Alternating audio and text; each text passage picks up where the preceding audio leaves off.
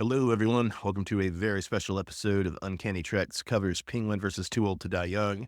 I'm Bob in Cascadia. That's Matt in the Southland. Today we are talking about episode 2 of these miniseries. That's Inside Man for Penguin and The Lovers for Too Old to Die Young. Matt, how the hell are you doing this evening? The words mini series, oh my God, this is like the longest running stuff ever. I feel like I'm having to watch like 2 full movies every time we cover these things.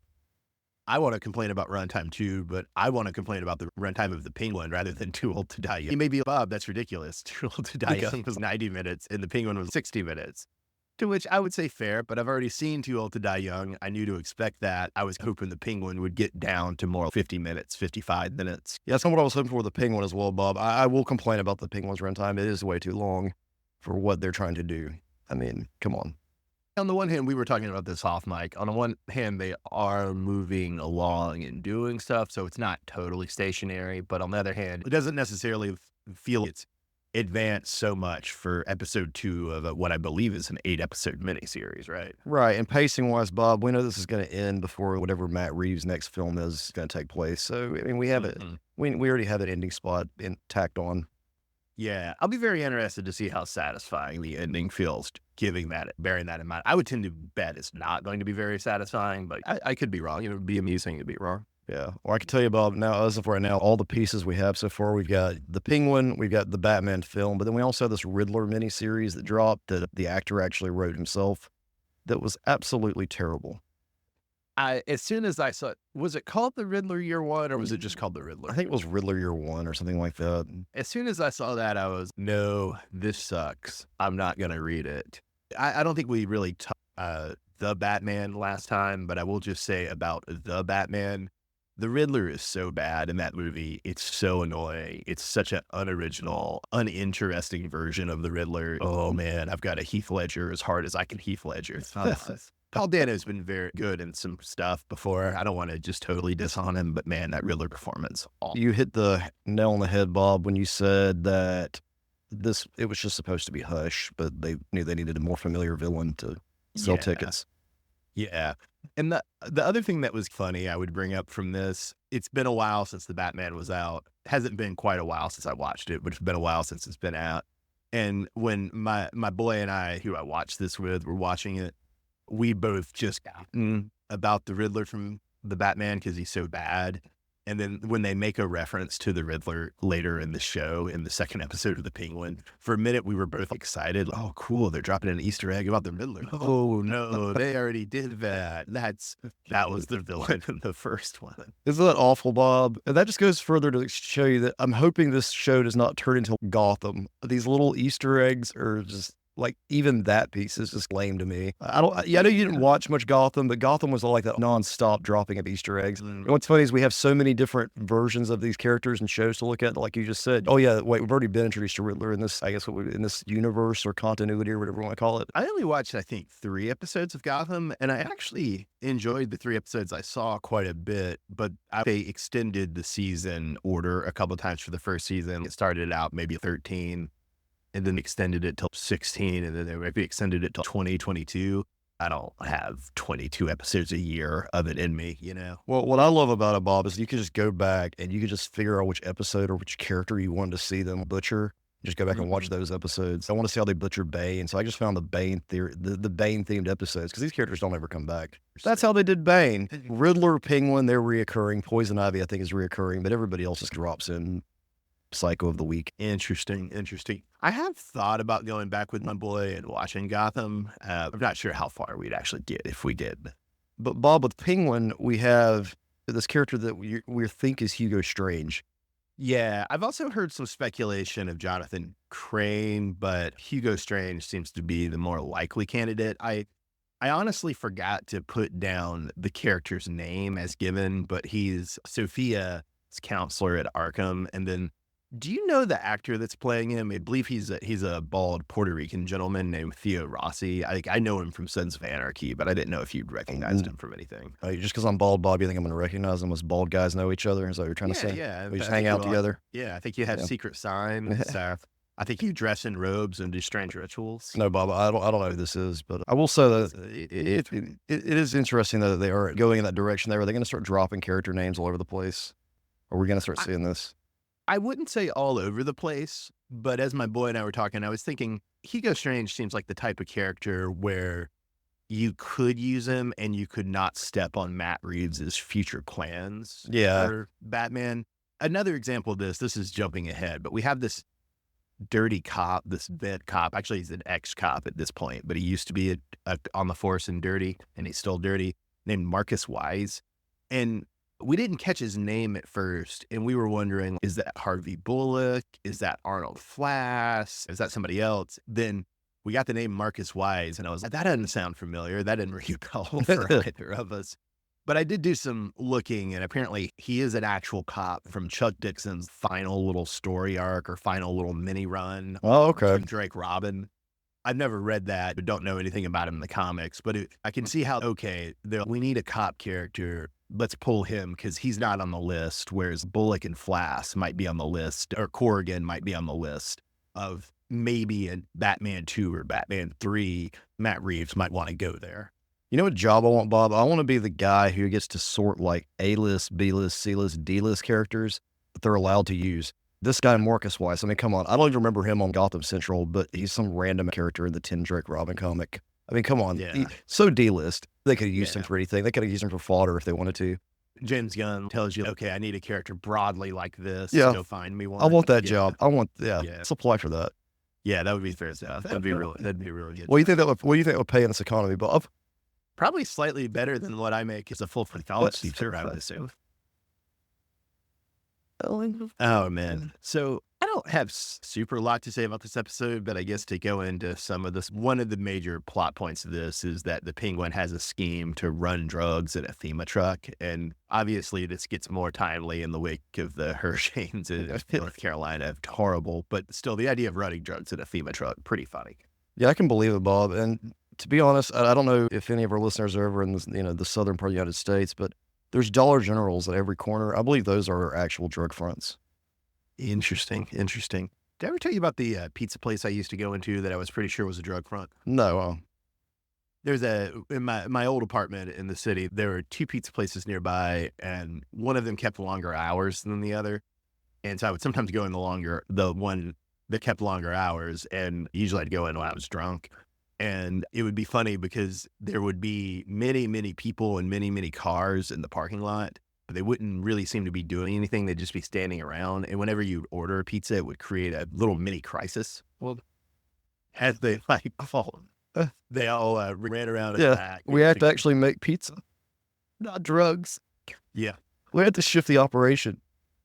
It was always fun to do. I didn't do it too often, but it was fun to go in there once a month, every other month, and just see the show. And yeah, like I said, I was usually inebriated. And once I left my debit card in there, and it was really funny because I went back the next day and they had saved for me. Like they knew who I was. Oh. I was like, this is the safest place to lose money or debit card because they don't need the heat. They don't, Right.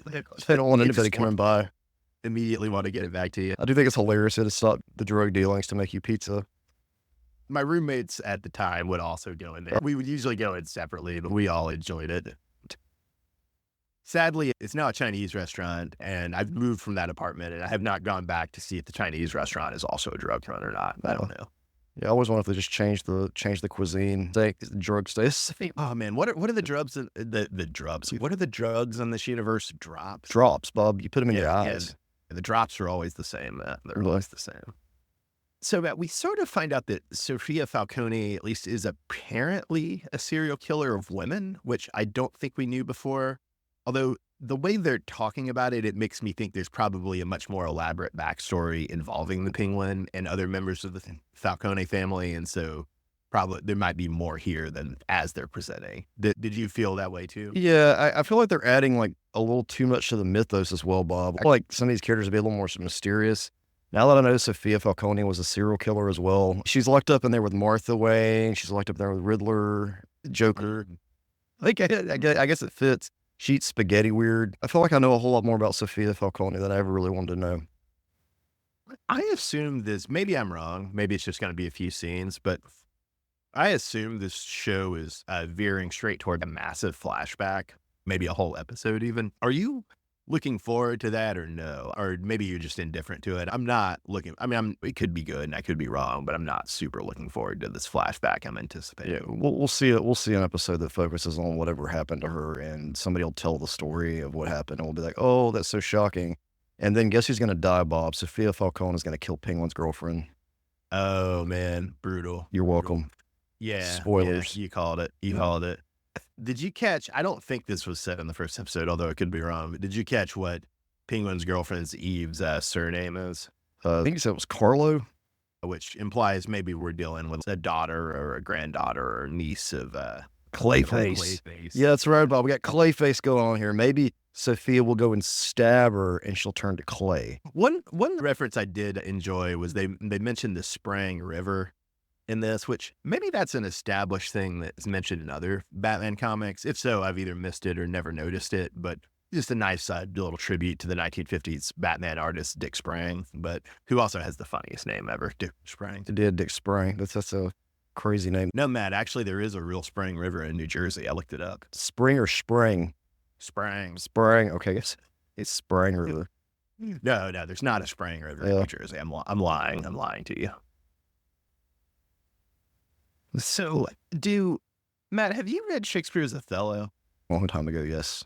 Do you remember Iago from that play? You getting the Iago vibes off Penguin, especially in this episode? Oh, totally. He's trying to play everybody and just be all in for himself. Yeah.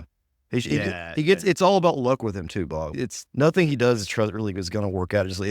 Everything he plans goes to shit, and then luck lets him survive and keep going. Well, he is lucky, but maybe I'm wrong, but I feel there's a way in which it's less that he's lucky, and it's more just that he knows how to improvise. And so when the moment arises, he goes with it. He adapts the situation very well. Yes. Which is like how he knew to put the knife. For example, the knife. Okay, come on. That was real quick and smart. He knew his plan wasn't going to work out. He knew that the kid he's hired didn't drop the jewels like he was supposed to. So he had to improvise quickly. It was a really clever plan, both on the Penguin's part and on the writer's part. Of the Penguin frames Sophia's current goon, who's also Alberto's ex-goon, which makes him plausible. And not only is he plausible for Alberto, but it further isolates Sophia and pushes her closer to him. I thought that was just like really, really thoughtful plotting. I do have to give it up to the writers for that. So, Bob, is Penguin going to be sticking the knife in Sophia? It seems like he probably will, and it seems like he probably already did in some fashion in the past, right? Right. I also just want to say, as a teacher, Matt, I really admire Penguin lecturing Vic over an open grave. That's good pedagogy. That's a good classroom scene, a classroom encounter. We do that all the time. We have like an area at our school for that. It's good for the students. It gets them the physical work of digging the grave. It gets them outdoors and some fresh air. It makes them confront their own mortality. All this is good in education. That should be a consequence. Dig your own grave. We're only going to put you in it if you're... This is the fifth time today, son. What that means, fifth time, go dig your grave. Oh, I'll be checking. It's got to be at least 5 feet. I'd prefer 7, but it's got to be at least 5. One more time, you're going to go lay in it. Okay. Time after that, I get him to start filling. So I will say, Matt, I'm still enjoying this show, but it did seem like there was a little bit maybe of a quality drop off from the first episode. And there was a sense that it just didn't seem worth it. Usually we pick a character of the week and we pick a shot of the episode and a character of the episode. And I just didn't, maybe you were more thoughtful or attentive or more enthusiastic than I, but I didn't have the energy for it. That's the problem, Bob, the word attentive. I paid attention to this episode. I thought really well, but nothing really stands out. And that's the problem. It's the first episode, stuff really stood out. I feel they shot most of their shot that first episode. You can tell they put a lot of effort into some of the scenes and some of the way the camera work and all that. There wasn't as much here. Most of the shows we cover are ensemble shows, partially just because of the genre, maybe partially because of our taste. But obviously, look at the name. This is not an ensemble show. Right. So it might not be good to... Maybe character of the episode just isn't going to be a very meaningful category for this series, right? Because it's always going to be about the Penguin. But I don't know. It'll be interesting to see. Is there a good shot to pick next week or no? Yeah, I don't remember much from this one other than the kid digging his own grave was cool. I don't know if the staging or the shooting of it was particularly novel. Maybe it was, and I wasn't paying close enough attention. But it was almost like more good idea or good convention than a good shot. Well, don't worry, Bob, because if you like crazy shots, have no fear. We've got you here with this second episode of What a transition. So we're going over to the lovers for Too Old to Die Young. Matt, do you have anything broad you wanted to say about this episode? Oh God, Bob. Okay, what's the word you use to describe people who are plain? You describe me like that all the time. Like my tastes are very Pedestrian. pedestrian. Okay, pedestrian is the word you want to use. Okay.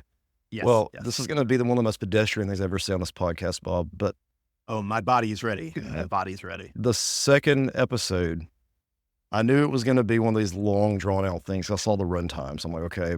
So I prepared myself for that. So I turn it on. I'm okay. Got this weird ass techno music going. Okay, we got more of this. Got the colors going. Then, Bob, they start talking, and it's in Spanish. And that means I have to read subtitles too. Matt, that wasn't the deal. Well, Watch things. The deal wasn't that I have to read. So now, not only am I having to focus all my attention on the show, I can't, look away with my attention span. I have to focus, read what's being said, and I have to focus on when they're actually going to talk because these shots are so damn long. I never know when someone's actually going to say something. So for the hour and a half the show went on, I had to keep my eyes glued to the television set. So he gets that credit. Now, as far as it being interesting, it was okay. Not the best. Not the best. Like I said, Bob, usually I'm okay with subtitles, but come on. I know he's going to have these long drawn out shots with nothing is said. And he's going to pop in with something. And on top of this, Bob, some of it was in Spanish and they didn't translate it. Yeah, you didn't need to know. Oh, man. Whenever we have conversations like this, it makes me want to switch to teaching film instead of English, and just wants to make me make all of my pedestrian students just watch nothing. Subtitled films. I don't mind it usually, Bob, but with this, I just knew this was going to be this slower moving thing. The subtitles were just going to drag it out even further. Well, speaking of the text on the screen, Matt, I've long hated the title of the show, Too Old to Die Young. Yeah. I've made fun of it a lot. I think it's lame.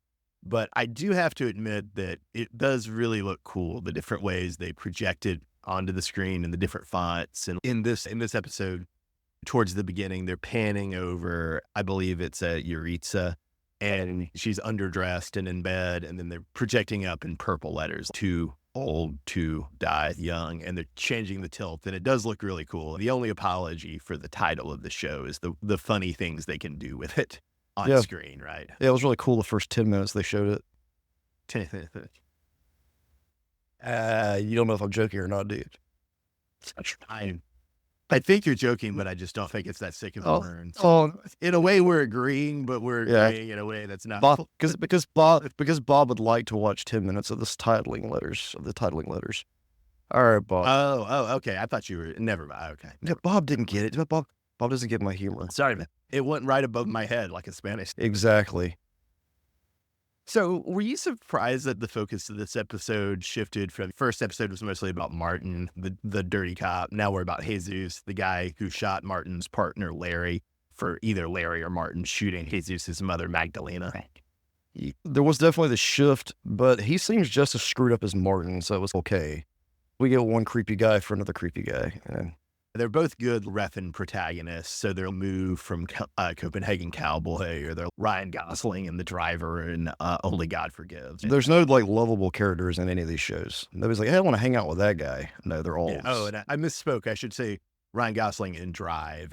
Driver is a good late 70s movie that Drive ripped off a little bit. Speaking of similarities, that we spend a lot, not as much, but a lot of episode 1 of Martin being uncomfortable in Billy Baldwin's house. Right. And also in some other social settings, right?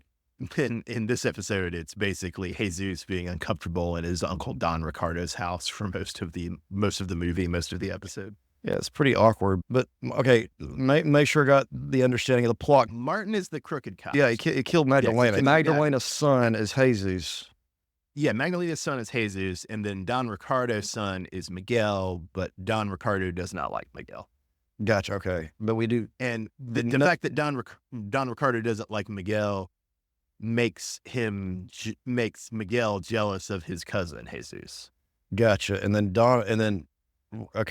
Miguel also doesn't like the cops, right? Or does like the cops.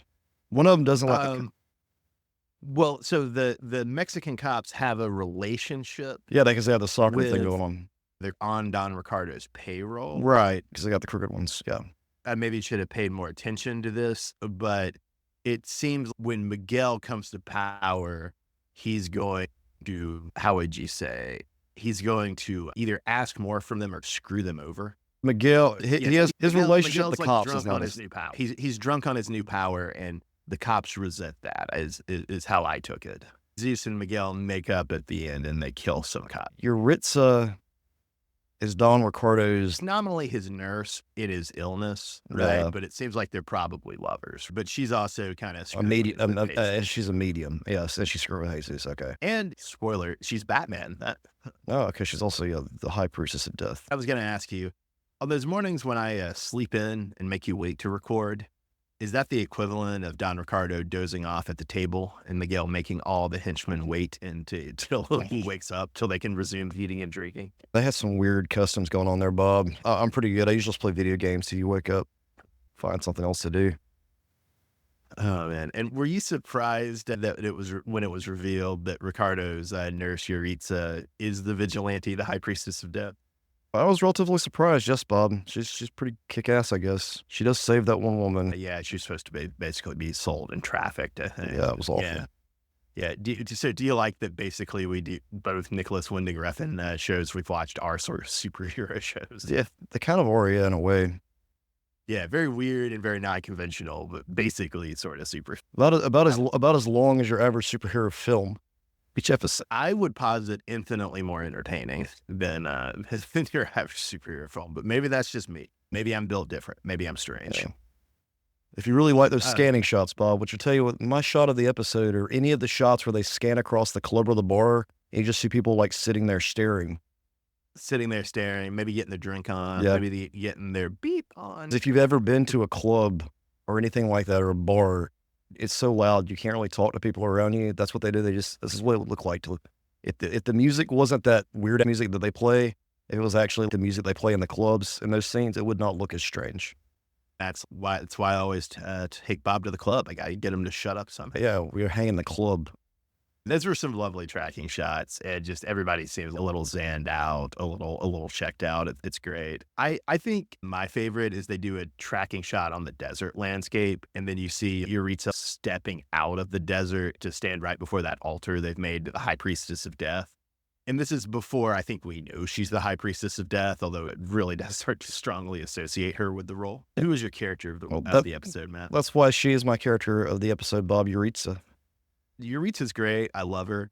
I'm going to have to go with Miguel, though. I mean, he is a monster. He traffics women. He's also a bit of a loser. I think Todd Ricardo is right about him. But that line he has towards the beginning of the episode when, as you mentioned, the cartel and the cops are playing a soccer game, and he yells at his crew, "Today we are not just a cartel. We are a fucking soccer team." I have laughed about that with my boy Noah for years. We still have that as an in joke. We saw this in 2019. And the rest of the joke too, Bob, is that they'll kill your family if they don't win. Jeez. Obviously, Miguel is a Mexican national, but I think he's got the proper American spirit of competition. That's all I'll say. Oh. Well, all right, Bob. Well, I look forward to the next 2.5 hours of... Matt might be lying. He might, in fact, not look forward to the next 2.5 hours of TV. But I'm looking forward to Matt either looking forward or not looking forward to it. Either way will amuse me. This has been Uncanny Treks. I'm Bob in Cascadia. That's Matt in the Southland. Have a great night, everybody. Thanks for listening.